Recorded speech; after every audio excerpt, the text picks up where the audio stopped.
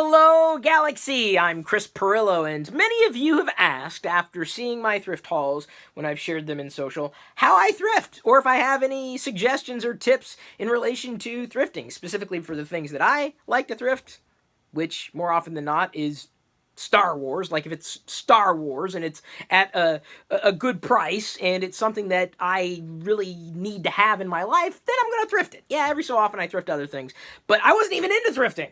Even though I loved Star Wars, didn't even think that thrifting was an option until my wife kind of gently pulled me into it. And even then, I learned a lot over time through experience, and that's here what I'm about to share with you. So my first recommendation is avoid impulse buys. Now, I mentioned that I liked Star Wars, and I think everybody kind of has that idea. But even so, I've passed up on so many Star Wars items that I found. They happen to be priced very, very nicely, mind you. Like, I saw something, I'm like, wow, that's pretty cool. I don't have that one yet. It's possibly something that I would like to have, but do I really need it? Is it something that's leaping off the shelf or the virtual shelf and into my hands right away?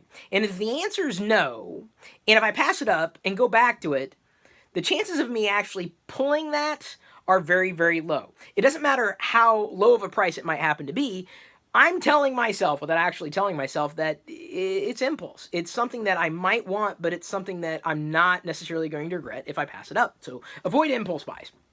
The second thing I wanted to recommend for everybody is knowing the value of what it is that you're thrifting. Just because it's seemingly an amazing price doesn't mean that it's worth the price. There are so many times I will see something and think to myself, wow, that's great. And then I kind of do some cursory research and realize, wow, that's not so great.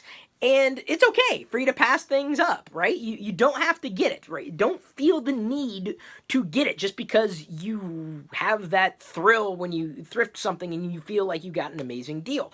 Do some research. Know the value of something. At a deeper level, you also have to understand your emotional value as it factors into the actual price. Like, how much are you willing to pay for that? Like, you could look at something and say, wow, that's great, but yeah, $10 is too much. $5, yeah, maybe then I'd come back to it. And kind of tied into the first recommendation I have in terms of avoiding impulse buying, you never go to the grocery store when you're hungry.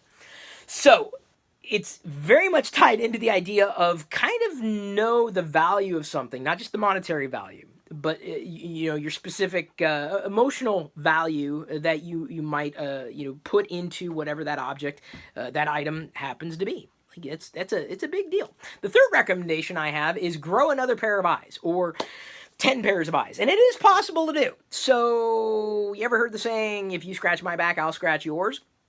I will often find out what my friends and colleagues might be keeping their eye out for, because if I happen to find that when I'm thrifting, I let them know. And sometimes they tell me, get it. And I get it.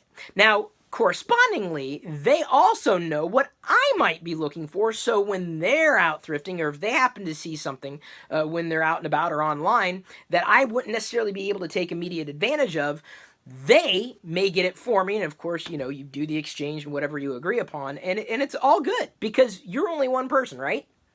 So how do you grow another pair of eyes? You help somebody else. And in doing so, you'd be surprised at how many deals may come your direction, or even things that you may pick up with the intent to trade for something that they may find. Trades are awesome. Trades are just as awesome as thrifting. In some cases, you may see something that may not have an inherent value to you, but it's a good price, and you know someone who might want it. If you know they may have something that you would want, you get it, then you throw it out there for trade. That's another way of kind of thrifting. I mean, it doesn't involve money. It doesn't always have to involve money. You're just being thrifty and you're enjoying yourself. Like there